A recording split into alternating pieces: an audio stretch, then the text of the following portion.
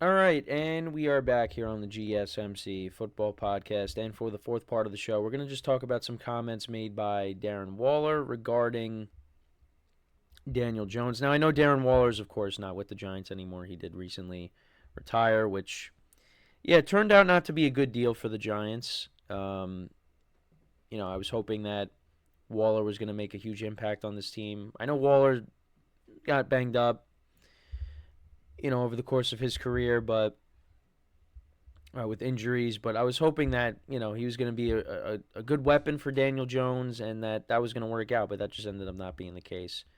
So this is what Waller had to say recently, though, on SiriusXM NFL Radio. He said, "I'm just excited for him to get another opportunity. I feel like he gets a bad rep. 2022, he played such good football. Last year was his first opportunity to get out there and play on the new bag, and that he got. It was tough for us as an offense to protect him, and you can't put any quarterback back there and not have any protection and expect them to really thrive in the pocket. Hoping that they can get those things shored up and allow him to have an opportunity to show that he's a talented dude. He's very athletic, get his opportunity to play the football that he was playing in 2022. I feel like that's definitely still in him, but I don't know. I just don't see it. And then Waller also said, I know him for a fact. He's motivated. He's excited to get back out there, excited to lead. That's when you learn the most about dudes, is responding to opportunities like this. So, yeah, that's what he said. Yeah, I don't know. I'm down on Daniel Jones. I have been. I know 2022 was, it was nice to see. I mean, even though the touchdown interception ratio wasn't great, I mean, the numbers didn't jump out at you, but, he had the rushing touchdowns. And, the Giants exceeded expectations a couple years ago, and, they made the playoffs, and you thought, all right, that's a big step forward. Let's see what happens. And it's a big step back. And at this point, I think the Giants, this has got to be it for Daniel Jones, unless he plays really well. That's really what it comes down to. If he plays really well, then forget what I'm saying. I just don't see it. I just don't see Daniel Jones doing enough this year where the Giants go, you know what, we're gonna keep you around. Because there's too much of this back and forth because it's you had a couple years ago happen and you're like, all right, could be the guy, and now we're back to, well, is he the guy? Is he not the guy? And at this point, if we're still having those conversations with it being 2024 and he got drafted in 2019, probably not the guy. Now, you can make the argument, well, look at what he's had to deal with. You went from Pat Shurmur to Joe Judge to now Brian Daboll. You had Dave Gettleman as the GM. Now you have Joe Schoen, which I did bring up last week. And I understand that, he's never had an offensive line. He's never had a number one wide receiver. It's just the Giants just have really failed to build a solid roster for years now. Dave Gettleman tried to do patchwork to try to, squeeze out some more life into Eli Manning's career, and it didn't pan out. The Giants were not a very good team. Giants have not been a very good team for a long time. You've had 2022, but at this point, I mean, you count it, but were the Giants a good team? I mean, I guess, but it's they beat the Vikings, and then what happened when they played the Eagles? They did not belong on the same field as the Eagles. It's just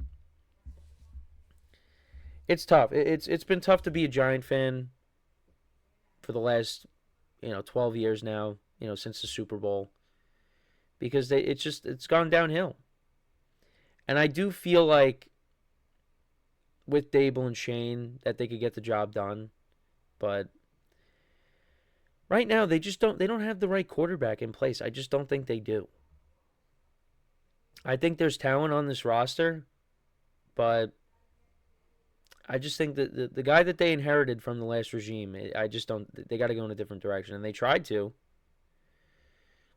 They were like, hey, they were like to the Patriots, if you guys are looking to trade that pick, give us a call. Of course, that didn't happen. And, they're like, well, we got to go with Daniel Jones. And they brought in Drew Lock to back him up. You still got Tommy DeVito, Tommy Cutlets. And I'm not going to be surprised if, you see Drew Lock and you see Tommy DeVito play, because durability is a factor. And Daniel Jones just has not been able to stay healthy. 2022, he stayed healthy. Played in every game except for the last game of the season. But I just don't believe that he is the guy. And yeah, I mean, he wasn't getting good protection, but you know what? It's just, there are times where he throws interceptions and it's not because of the protection. And he had a fumbling issue too. Ball security, he was having a problem with. So it's just, and when I watch him play, I don't see a guy that's going to lead the Giants to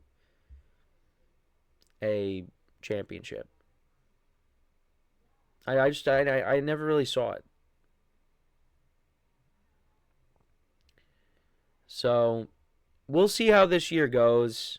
And, maybe if he goes out there, he throws 30-plus touchdowns and, limits the interceptions, and the Giants win 10 games and make the playoffs, then maybe he is the guy, but I don't see that happening. So that's just my opinion. I mean, Darren Waller has confidence in him. And Darren Waller really didn't play with him that much. I mean, between Waller getting hurt and Daniel Jones getting hurt, I mean, they really just, the most they did really was practice together. That's it. So, I don't know. And I think the Giants, they did some work on the offensive line this offseason. They drafted Malik Nabers. You brought in Devin Singletary to replace Saquon Barkley, so and I think Singletary will do fine, but I don't think he's going to be. He's not going to be Saquon. So I think the Giants, they have surrounded Daniel Jones with, some talent to be successful, but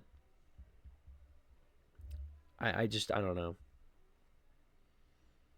Because you got Dallas and Philly in your division, and those quarterbacks are better, and in all likelihood, maybe, Jane Daniels might be better than Daniel Jones, depending on how he plays. So, and when I did my NFC East rankings for quarterbacks, I had Daniel Jones ranked last, partly because I just don't know if he's going to finish the season. So, it's tough. The Giants for years, they had stability at the quarterback position with Eli Manning.